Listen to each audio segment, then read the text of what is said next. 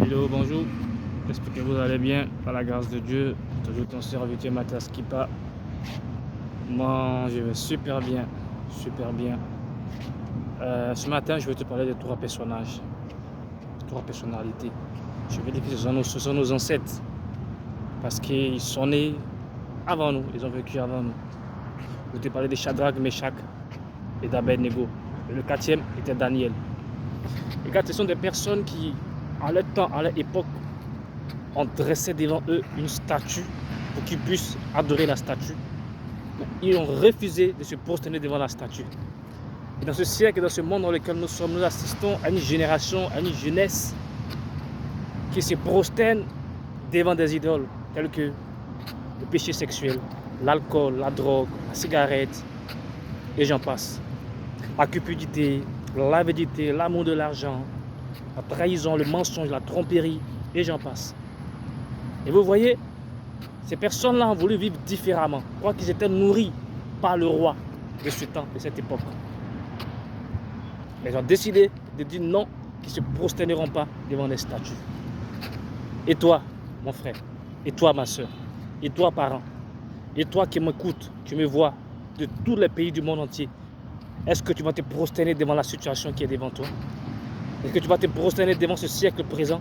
La Bible dit, soyez renouvelés par l'intelligence de la parole et de Dieu. Ne vous conformez pas au siècle présent. Il y a 7000 qui n'ont pas fléchi genoux. Il y a 7000.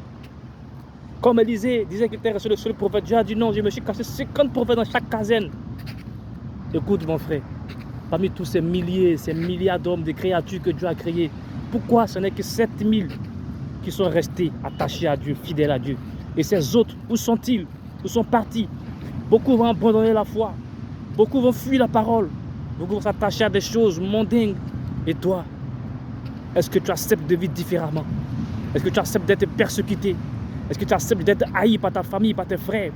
Est-ce que tu acceptes de prendre un chemin différent? Est-ce que tu acceptes d'être quelqu'un de différent? Même quand tu ne parles pas, ton énergie, ton onction commence à toucher les gens. Et même quand tu parles, est-ce que tu acceptes de payer le prix pour vivre l'élévation, pour marquer ton époque et ton temps?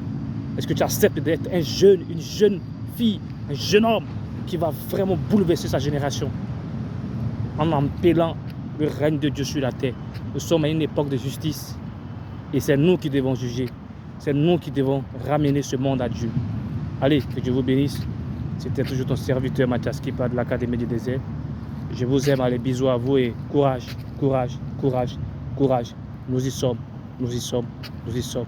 Dieu va le faire pour sa gloire. Allez, sois bénis, on est ensemble.